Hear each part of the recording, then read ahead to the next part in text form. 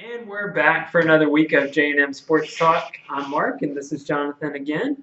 And we're here to talk some more college football. So going out of the gate here, UF and Tennessee are going to play this week in Gainesville. Funny story there. The police are getting involved in that game, Jonathan. Yes, but this time it's for the right reason.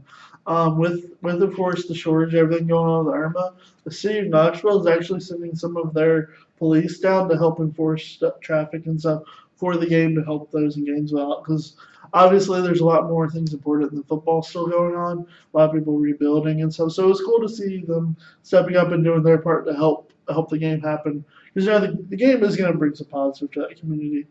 There's a lot of UF people in that area to be glad to see the Gators back at home. Yeah, it's cool to see how, Hurricane Harvey and Hurricane Irma have brought the country together, different parts of the country. So Sure. that's definitely a cool story from the Tennessee faithful. Speaking of Hurricane Irma, the FSU Miami game this week, that was supposed to happen. What ended up happening with that game, Jonathan? They actually are rescheduling the Miami game this week. So that's good news, I guess, for Florida State fans.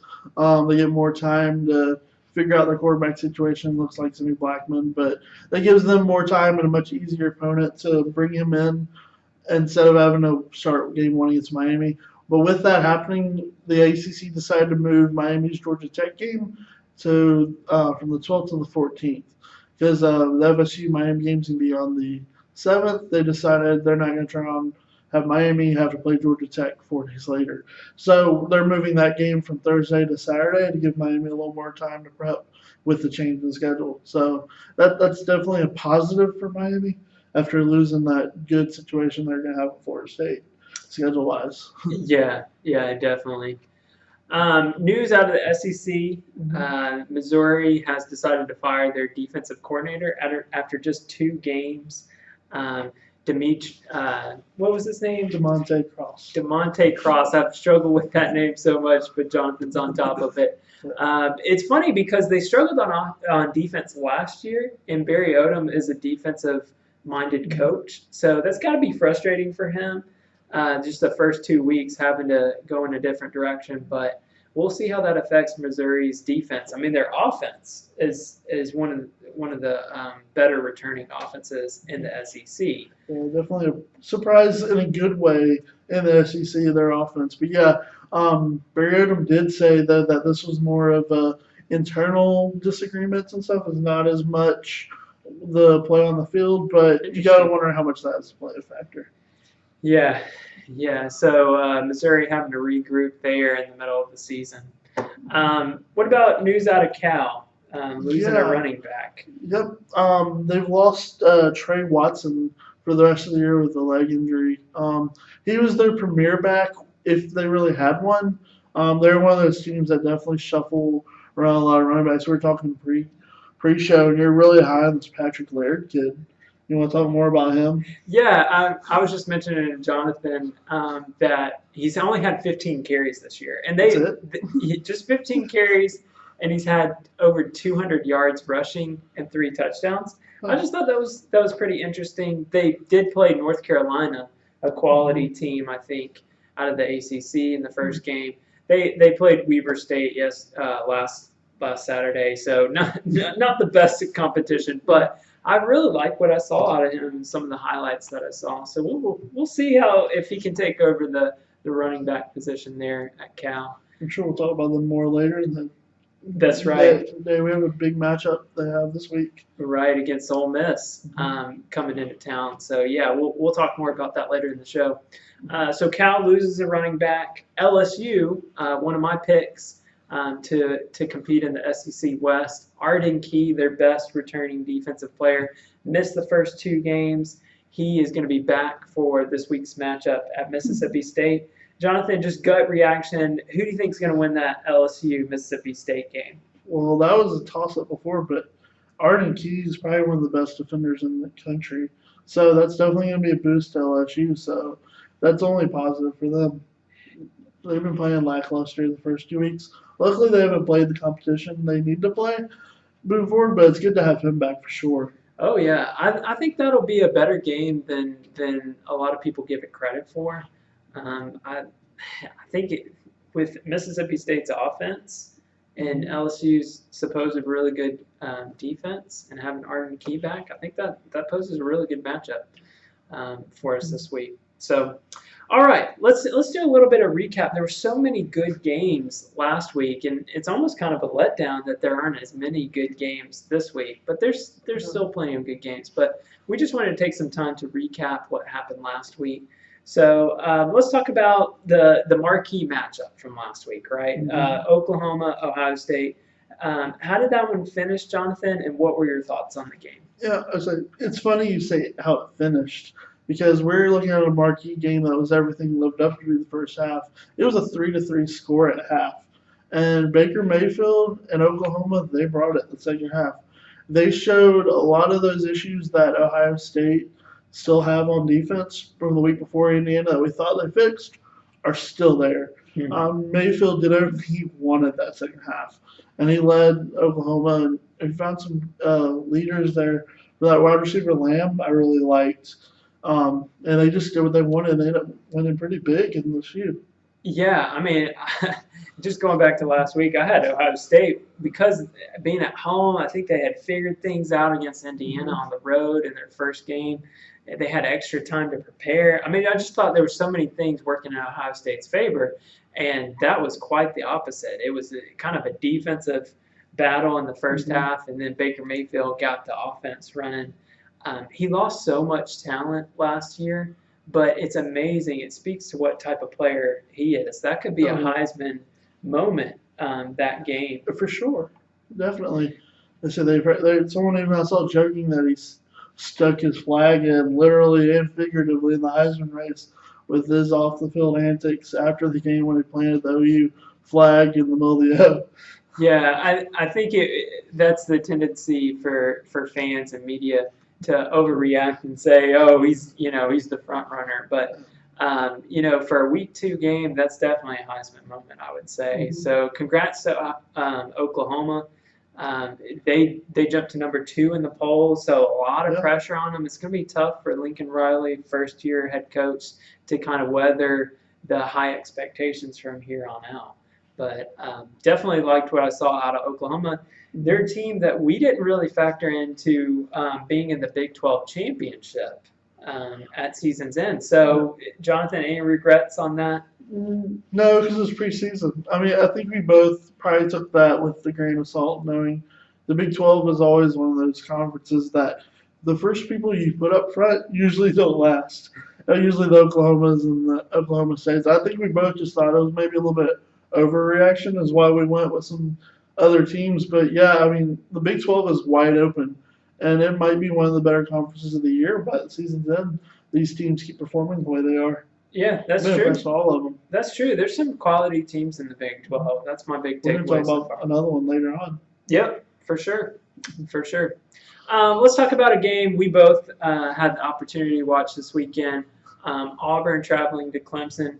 Jonathan, got to be disappointed with the finish on that game. Do we have to talk about this? No. My first reaction was we might have watched the best 2 defenses in the country. You can't watch that game and not be impressed with what both teams did on the defensive side of the front. The offenses, on the other hand, I have serious doubts still about Clemson's offense, but even more so with Auburn's. For Auburn, that was not an Auburn performance on offense. Normally, they've been so good at running ball the last couple of years. They only ran the ball 24 times compared to passing it over 40. That's not the normal Gus Malzahn. I know Chip Lindsey's now the offensive coordinator, and he's more of a passer, but when you're bringing in a new system, I don't see what the benefit of completely flipping the script is. Usually the teams that have success early on is when coaches come in and they blend the 2 offenses and they keep doing what they can do well within the new system, not switching completely from one system to the other. That was probably the biggest disappointment of the whole weekend for me, was the fact of seeing how much the players are struggling because of that flip to the script. And it's something that the O-line struggled. And other times they looked great even in that game when they ran the ball, but they didn't stick with the run. That was probably the biggest disappointment of the weekend from even just college football standpoint. Wanting to see a great matchup. Right, right. I mean, I felt like going into the game it was going to be a defensive battle, but I just didn't anticipate that. I'm in agreement with Jonathan. Probably two of the best defenses in college football facing off. Yeah. Take away from that, it was a boring game. I mean, not much offense going around. The difference in the game to me was Auburn came out, took it to Clemson early on in the game, and was running. They were running effectively. They were even passing. They had a couple of nice pass plays in there, but once they got into the red zone, they had to settle for 2 field goals.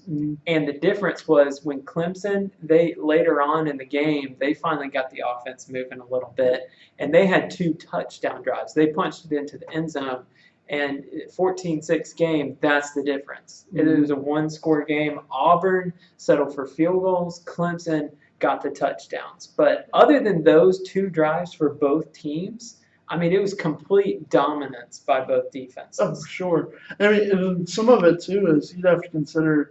I'm trying to consider like keeping my thoughts positive about it, but at the same time, early in the game, it's a no-brainer. Guess what? You take those field goals early in the game. You think it's gonna be a low-scoring quality game. It's just unfortunately for Auburn, those were their only 2 good drives of the week, which a lot of that I feel has to do with play calling.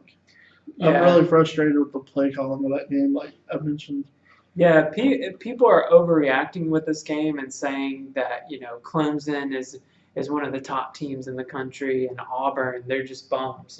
They're done for. But really, Jonathan talked about this last week. It's the loser of this game is still in the playoff picture. So Clemson, if they fall apart on offense and defense, any chink in their armor, you're talking about they could be an 8-4 team.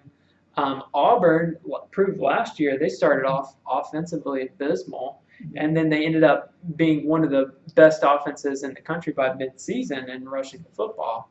And then injuries kind of plagued them later in the year, and they didn't perform to standard at the end of the season. So there's a lot of football to be played. I think we just can't overreact and say that Auburn's terrible or Clemson's they're world beaters. I think there's a lot of football to play.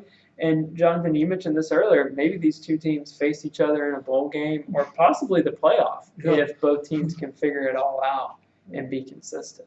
So, yeah, we're going to learn next few weeks a lot more about both these teams on the offensive side. But again, I really was impressed, especially Clemson's defense and Auburn's as well. They might be the best 2 in the country. Yeah, for sure. Another good game of the weekend on Saturday night was Georgia traveling to Notre Dame. You had Georgia in that game. Talk about what you thought from what you saw. First off, I want to do something I never do. Thank you, Georgia football fans. Thank you, the Georgia faithful. That was probably the coolest sight ever to see, which some of it may have been because of evacuating for Irma. You know what? If we have to leave, let's go on up to the game, even if we can't get tickets or something. But I've never seen a historically home crowd stadium like that dominated by the away team. It was close to 50-50, if not leaning Georgia's way. I mean, you could tell the fans gave Notre Dame fits because they're not used to that kind of crowd, especially at home. You could tell they were rocked early by that. And I just want to thank Georgia for showing up for the SEC in that game. But getting on to the game, it was a grind game. Really was impressed, of course, with defense again. We'll talk about them. I'm sure this won't be the first of many days we're going to talk about how great Jake Fromm looked. He didn't have the great numbers, but the moment. He was there in the moment. He didn't do too much. Running back duos were great as always. How do you think? Well, I think that, Georgia with Kirby Smart leading their team, I mean, they're always going to have a good defense. And so they pretty much held Notre Dame in check on the defensive side of the ball. Notre Dame wasn't able to they were able to move the ball a little bit, but they weren't able to score touchdowns. And so I think that played a huge part of the game. Georgia also just impressed with losing your quarterback. You have a freshman QB that goes in there. Going into that game, I didn't have enough faith to pick Georgia, but they really surprised. They really surprised in that game. Huge momentum. We Jonathan and I, we both had them winning the SEC East this year. So I mean, this does nothing but give them confidence. Oh yeah, sure. Moving forward and before SEC play. So props to Georgia and getting that W, representing the SEC well on the football field and off the football field. I was watching that game and I thought that one of the commentators said that the Georgia fans even brought like the game day tailgate experience to South Bend. So I think that's something that Notre Dame fans, they don't really get a lot of. So that was probably one of my big takeaways too, was the Georgia fans and how they showed up. It was almost like a bowl game atmosphere. So that was pretty cool. Another game, we won't spend too much time on it, but the USC Stanford game. Talk a little bit about that, Jonathan. Yeah, unfortunately, I didn't get to watch this one as much as I wanted to because there were so many great games, even the ones we're not talking about this weekend. But I really felt like it was kind of as I expected. Stanford played a good game. They did what you expect Stanford to do. They're going to grind the ball, run the ball, grind it out a little bit. And they did that well for about the first half. But then the second half, USC made the adjustments they needed to make. And they showed behind Arnold that they're who we expect they are. They've done nothing but improve every week. And they've got so much talent on the field that their talent weighed up. And they ended up winning by a couple scores. So how do you think it was? Yeah, I wasn't expecting USC to win by that margin. It was 42-24 was the final score. You mentioned Darnold.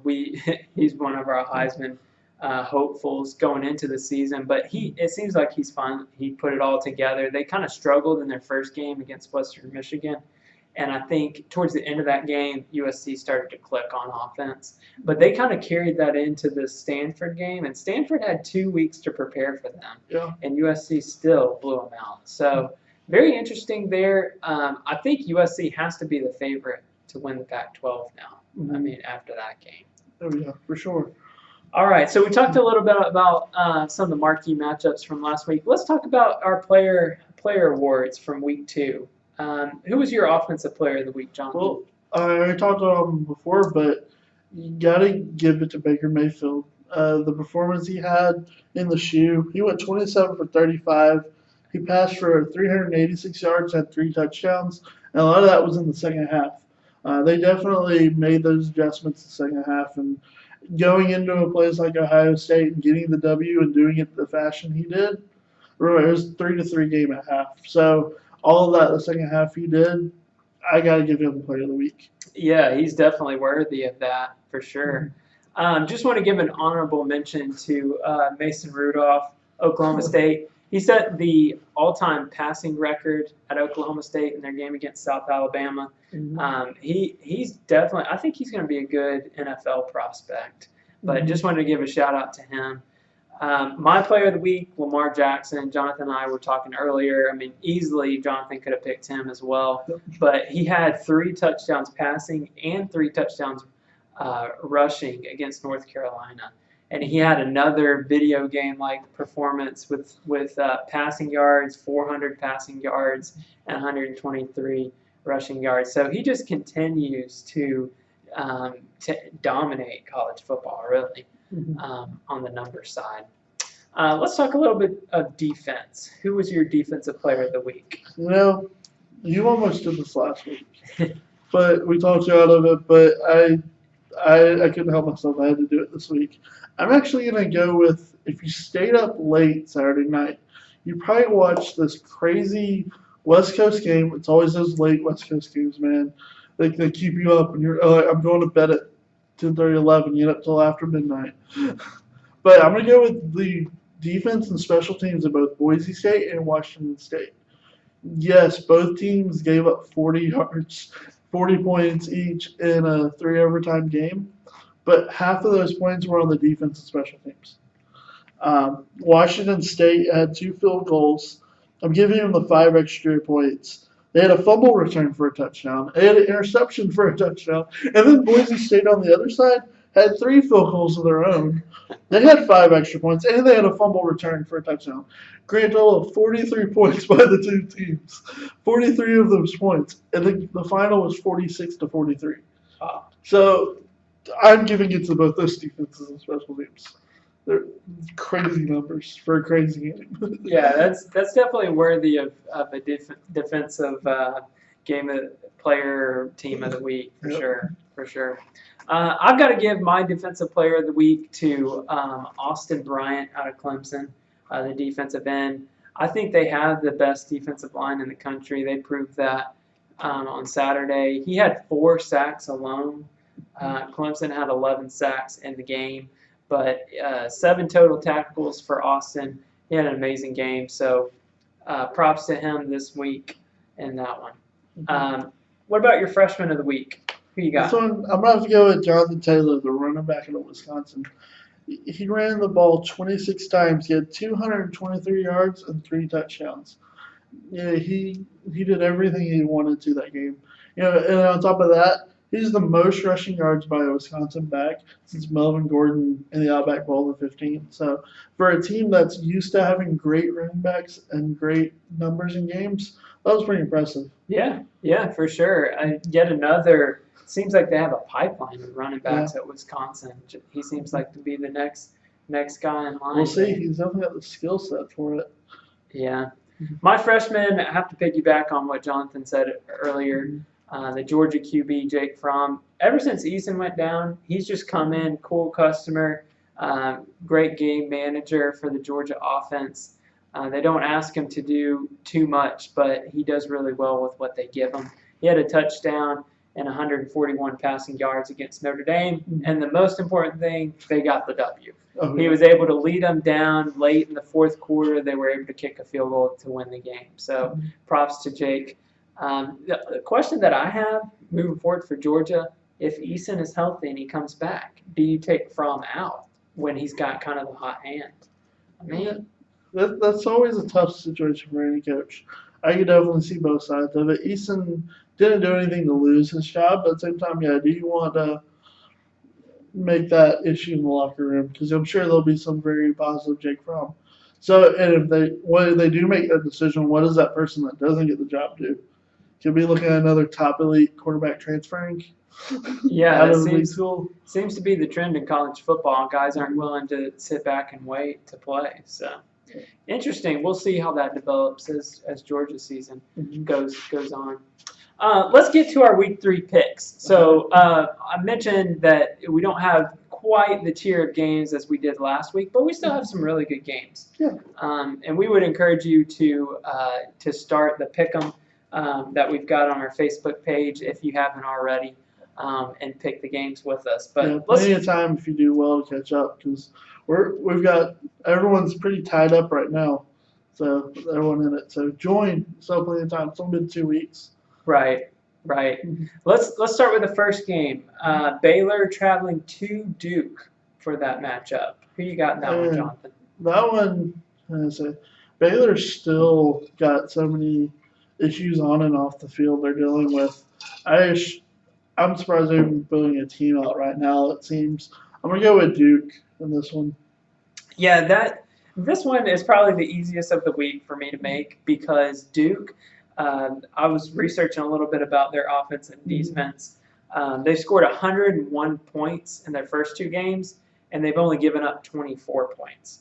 So just complete dominance on offense and defense to some extent. And then Baylor, they're coming up, Matt Rule's first year there.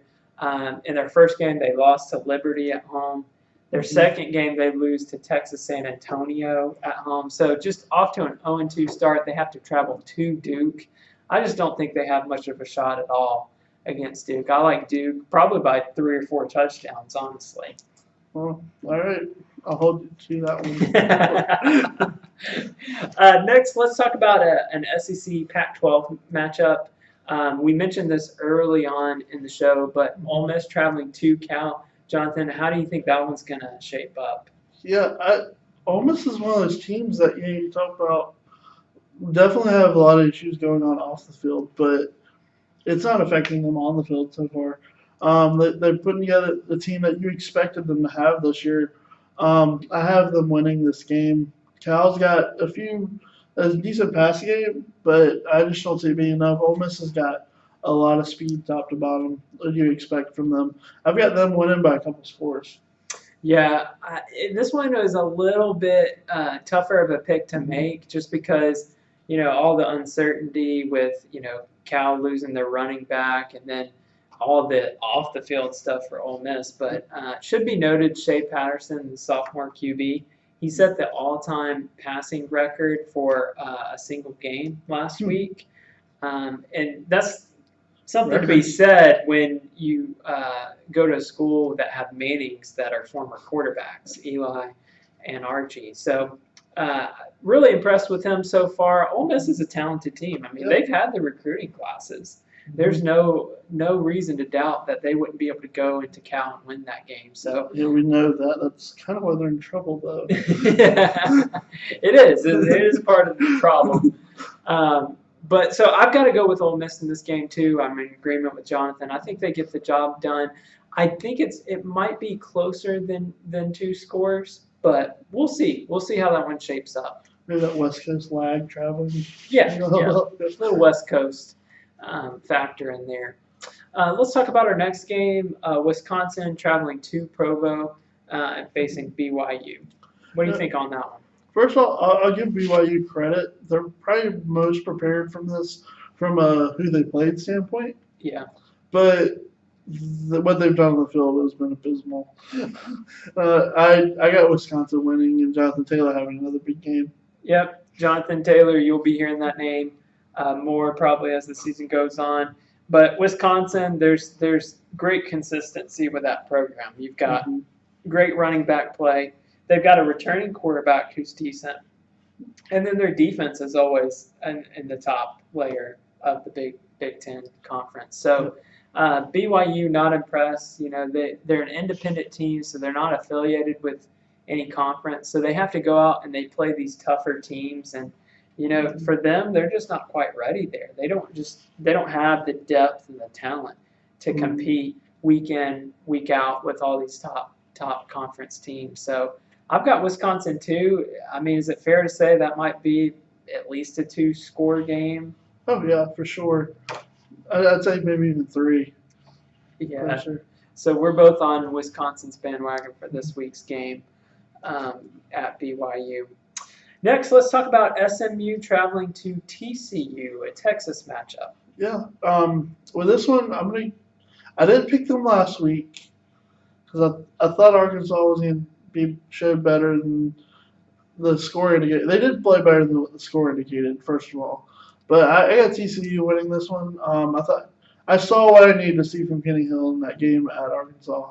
He showed a lot more maturity and a lot more in-game readiness in that game against Arkansas. That game was not a 28-7 game, but I thought TCU did a lot on the offensive side to get the job done. And I like TCU moving forward as I picked them as my Big 12, one of my Big 12 teams. That's right. So I finally saw what I needed to see from them. So I got TCU. Yeah, I'm definitely siding with TCU too. Their defense is top notch. They've only given up 1 touchdown this year so far, so just 7 points. Really Kenny Hill, he does enough on offense for them to put points on the board. So I've got to side with TCU. It'll be interesting, this Big 12 match, how that picture plays out with the championship game. But I'm really impressed with the Big 12 so far and some of these out-of-conference matchups. But Jonathan and I are both on TCU for this game against SMU. So does SMU do anything in this game, or do you think they have potential of getting shut out? Well, my inner Methodist can't give them a complete nod. They'll find a score somewhere. Okay. All right. So our prediction: SMU doesn't get shut out. So we'll see how that works out. Next game. This is an interesting matchup. Oregon going to Wyoming. Yeah, I say I don't know who made this happen, but good for them. Anytime you get these smaller schools that get a big name to come in, I'm always for. Yeah. But I wasn't ready to hear it last week, but the Quack is back. All right, It's back. Oregon, like you and Isaac were talking about last week. I still need to see it from a quality team. That's what we got last week. Yeah. That explosiveness against a good Nebraska defense, I really enjoyed the parts I got to watch. And I got Oregon on this one. Yeah, I'm siding with Oregon too. I've referenced it in previous shows, but the quarterback from Wyoming, Josh Allen, he's supposed to be this top talent. He was rated the number 2 quarterback for the NFL draft for next season, and he's really had a disappointing start to the season. So I've got to give it to the Quack Attack, like you said. Their offense seems to be on all cylinders. It's interesting. It's a road game, so you never know with a first-year head coach how he's going to prep his team going in. But got to give it to the Pac-12 and Oregon. I just think they've showed more than Wyoming showed so far this year. So I'm going with Oregon in that one. Let's talk next about an SEC matchup. Kentucky going to South Carolina. If you've watched this show the past few weeks, yeah, I think you can see how Jonathan's trending on this pick, but just confirm all doubt here. Who you got in this game? Here's my prediction for this game. South Carolina wins. Deebo Samuel gets another kick return for a touchdown. It's been 3 weeks in a row. The trifecta. Yeah, I want to see it. Well, I don't know if it'll happen or not. But yeah, I got South Carolina. The more we watched this, what I was most impressed with last week was the fact that Missouri's got a really good offense. And it looked like South Carolina's finally, the first 2 weeks, you're always still kind of gelling your defense, getting guys in the right position. They made some changes a little bit. In the second half, they really shut down Missouri's offense. And they started looking like that South Carolina defense I was expecting to see from the beginning of the year that you were seeing toward the end of the year last year. So that's why I really feel confident moving forward with South Carolina, is the fact that I'm starting to see that from the defense.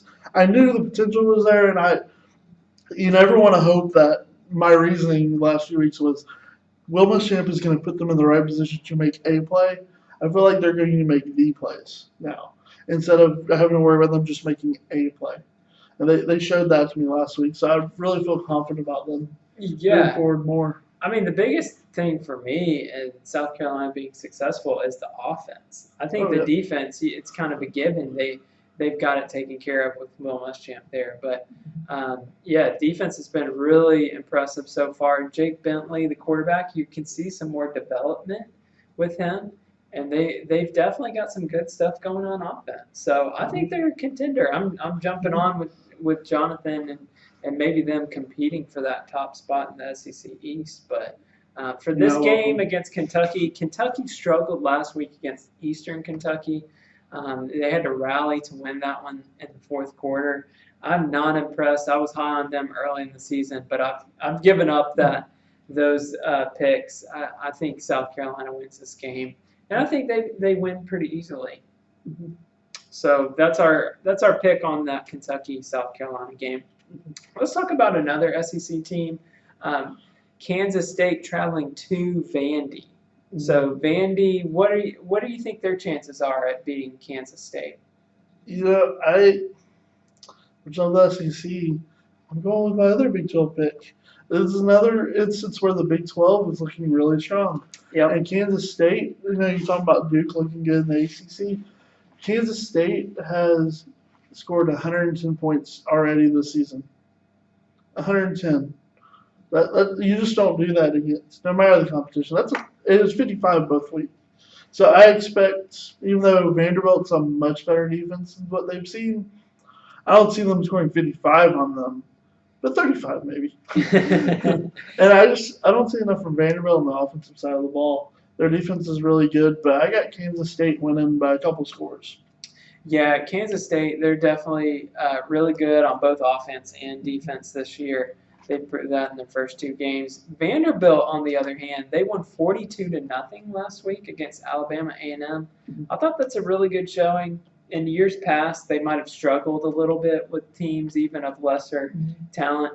So I think Vanderbilt is definitely poised to compete in this game. I think it'll be closer than maybe people will think going in.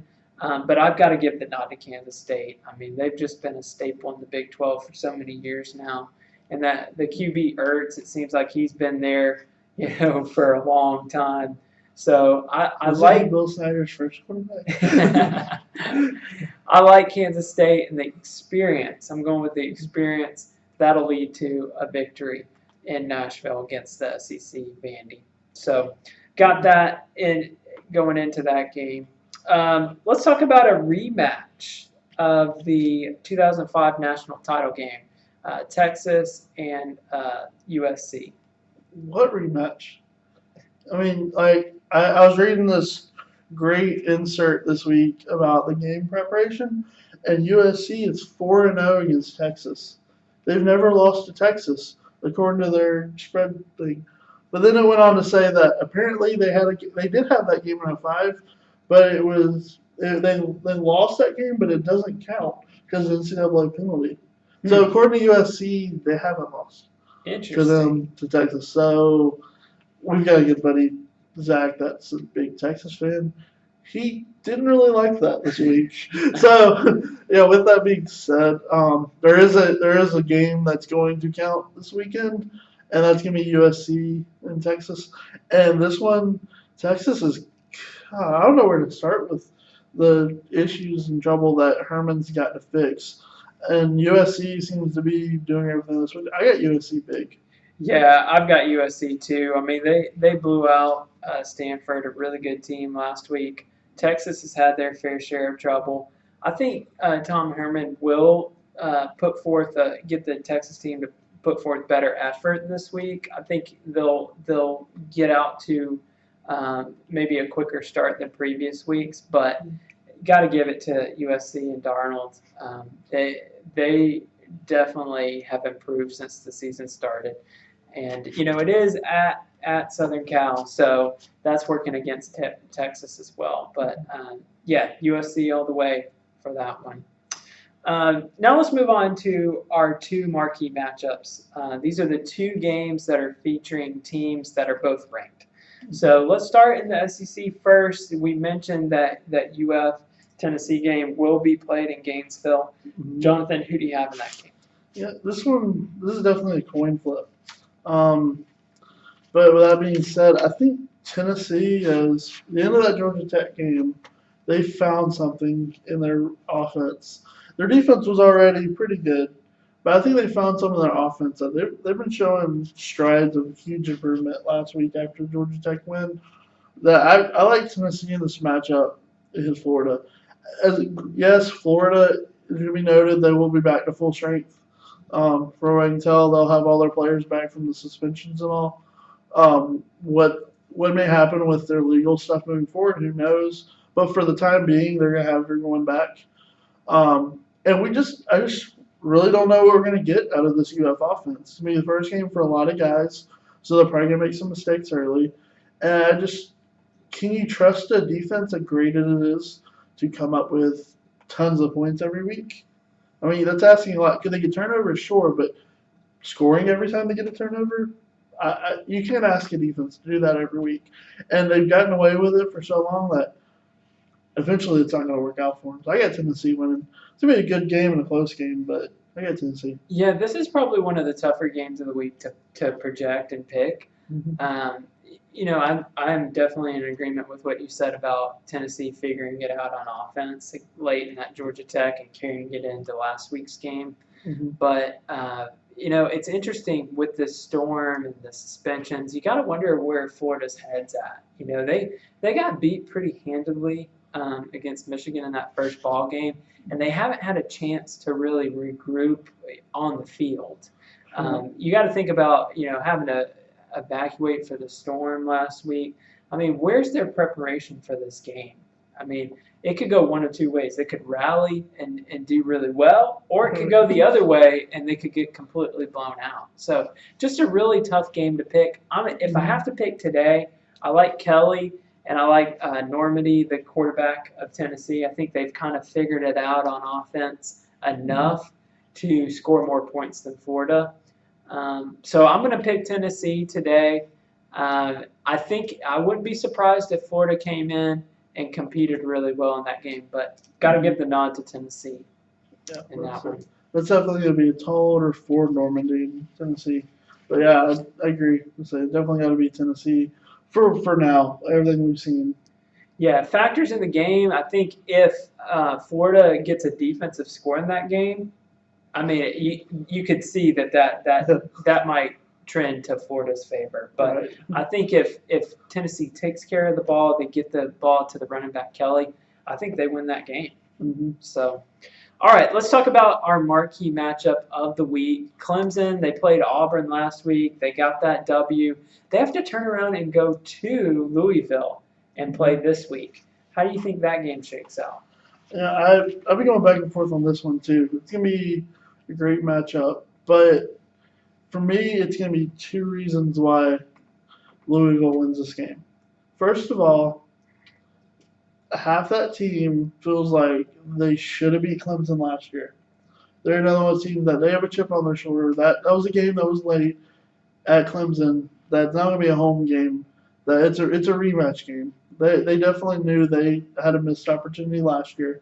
And then the second reason, the difference between a team like Louisville and Auburn probably would be is Lamar Jackson. Yeah. Lamar Jackson, he'll be going up against probably the best defense in the country. This will be a great moment for him to have a Heisman moment. He's not going to have many opportunities this year. This is going to be a huge one for him. If he can come out and continue putting up the numbers he put in the last few weeks and even last year against Clemson, he comes up and shows up for all 4 quarters like he did for 3.5 last year, they win this game. And it was as much Watson made one more play than him last year when it came down to that game. So I like Louisville at home beating a very close match. Yeah, I mean, you got to give the experience nod to Louisville, Mm-hmm. and it being a home game for them, and combine that with the rematch and the bitter taste in the mouth from last year. Mm-hmm. I think you got to give the nod to Louisville. No disrespect to Clemson. I mean, No. they have probably the best defense in college football, so that'll travel well with them to Louisville. But you're talking about Lamar Jackson. He has been, just like I said earlier, putting up video game numbers. I think the big difference in the game is Lamar Jackson, if he can't pass, he can at least use his legs and get outside. Auburn had a little bit of success when they were running those sweeps to the outside once you got past the defensive line. I think Lamar Jackson could do that with his legs, even in a passing situation, and Clemson's not necessarily going to have an answer for it. You think about had success too, running the ball at times when nothing was there. When he was able to get out of the pocket, he was able to make plays.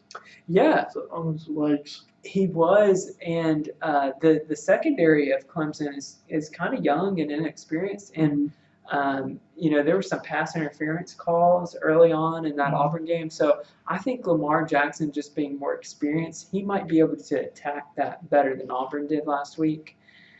So I'm going Louisville this week. I'm a little cautious on this one. I think you could flip a coin on this one probably too, but just the experience factor in Lamar Jackson, that's going to be the difference in the game for me. So did we just pick the same games? Yeah, so Dude, I don't know how much confidence our viewers can have in our opinions because we are in complete agreement on all the games. So That's definitely the first fight ever for our friendship, to be noted. yeah. Normally we're mostly in agreement on stuff, but never 100%. So that's probably a reason to be concerned for this week. Anyways, thank you guys for joining this week. Enjoy your week 3 of college football, guys. We'll see you next week.